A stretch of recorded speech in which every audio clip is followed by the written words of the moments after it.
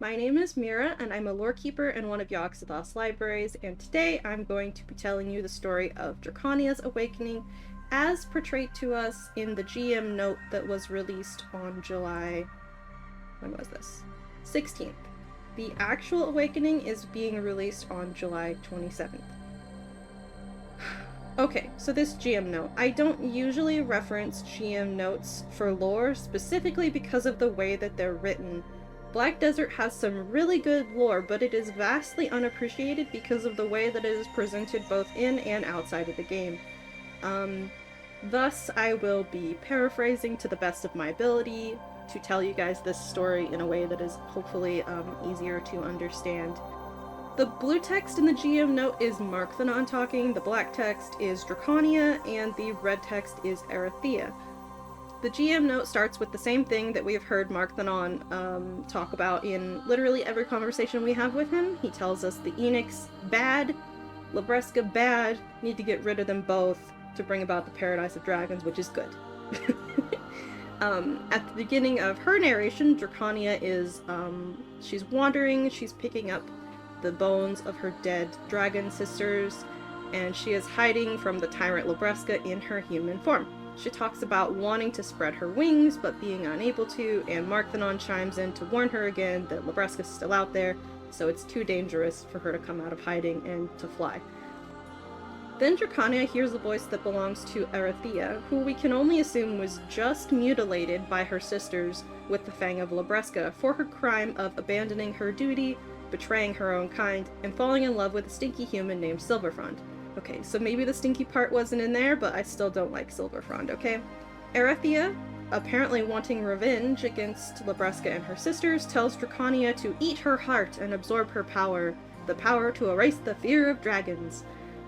But there's a whole huge fucking issue with this Erethea thing, though. Where in the timeline does this take place, exactly?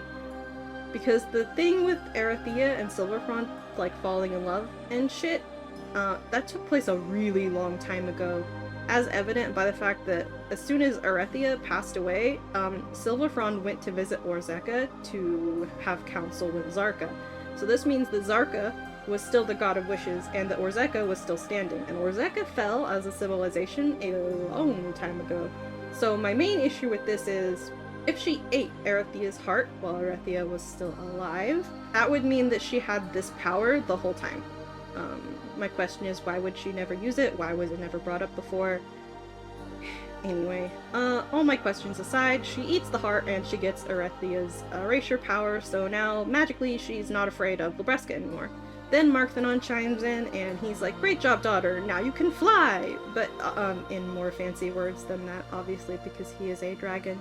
That was the Drakania awakening as told by the GM note.